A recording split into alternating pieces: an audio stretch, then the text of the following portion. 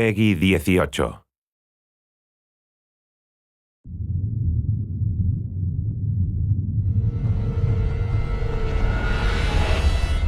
Hey everybody, Zachary Levi here in downtown San Diego at ComicCon, more specifically at Nerd HQ, which is the epicenter of all things Tomb Raider. The anticipation is building as the team from Crystal Dynamics continues to say that this could be the game of their careers. Today we're going to dig a little bit deeper into the story with some of the key writers and designers who are brave enough to tackle the origin stories of Lara Croft. These are the final hours of Tomb Raider.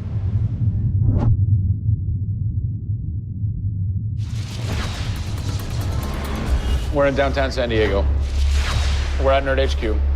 Fans, the public, will get to play the game for the first time ever.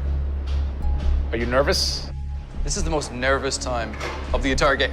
This is huge for us. This is the first time we're giving anybody the opportunity to put their hands on the game. It's not finished yet. It's hard to send it out into the world like that. It's a little young, it's a little fresh. When you put it in the public's hands, you're getting a very raw, unfiltered, like, hey, this is what we love and this is what we don't. You'll start to read about it now.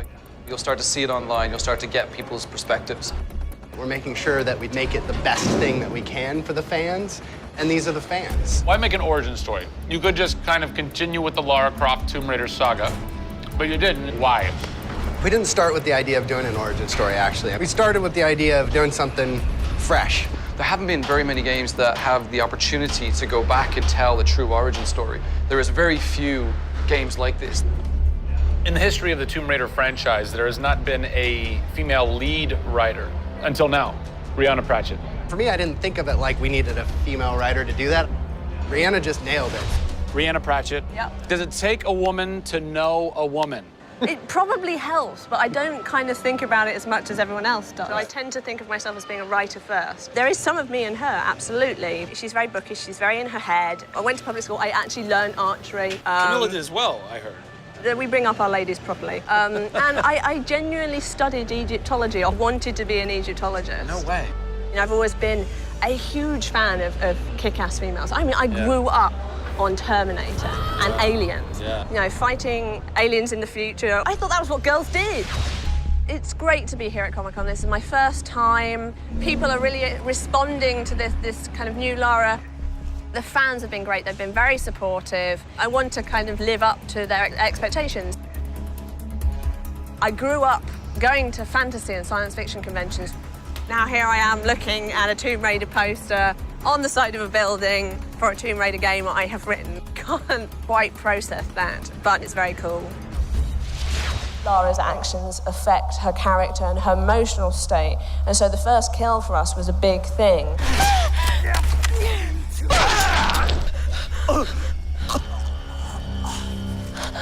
It's not comfortable to watch, and it shouldn't be.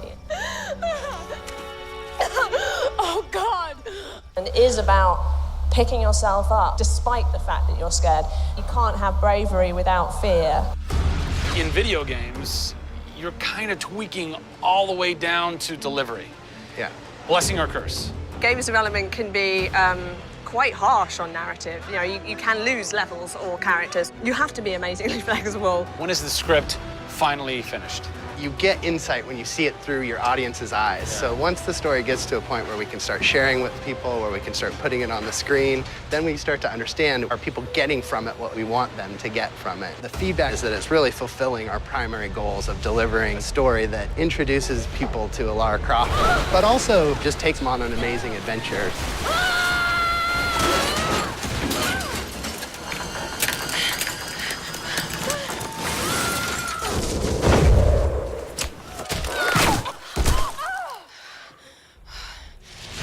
John Stafford, you're kind of the dialogue typist, word monkey. The words that you've been speaking for so long Yes. are from this everything man. that I've been through that's been extremely emotionally draining and painful, I have him to blame for. So we'll have words later about it. What were the challenges stepping into the heart and mind of a character like Lara Croft, who we've known for quite some time? Yes. Players' expectation is. You want to just jump right in, guns blazing? Controller, I'm awesome. I'm awesome. We want that. That's what video games basically allow gamers right? to feel. I am awesome.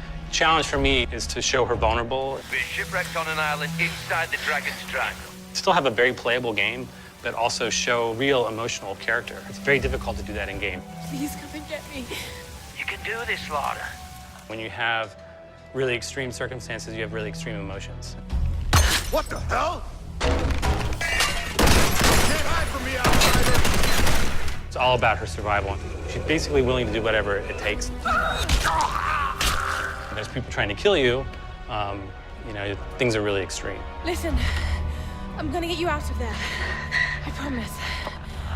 I promise. I didn't want any lines to sound gamey. There was a good collaboration of making sure that really that didn't happen. That's very difficult writing, you know? How do you write a line that isn't just like, I should go there? Yeah. You know?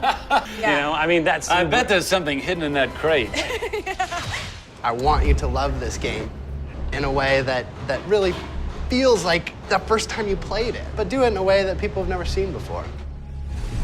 For me, it's crazy not to look at this as an opportunity to really start that dialogue. This is the game of our careers. This truly is the first time to sort of say, okay, this is it. Well, now that we know a bit more about what it takes to reimagine an icon from the ground up, we're headed east to go behind the sounds of Lara's journey, a journey that is heightened and shaped by cinematic score and sound design. I hope to see you on the next episode when we talk to who's behind what we're hearing in Tomb Raider.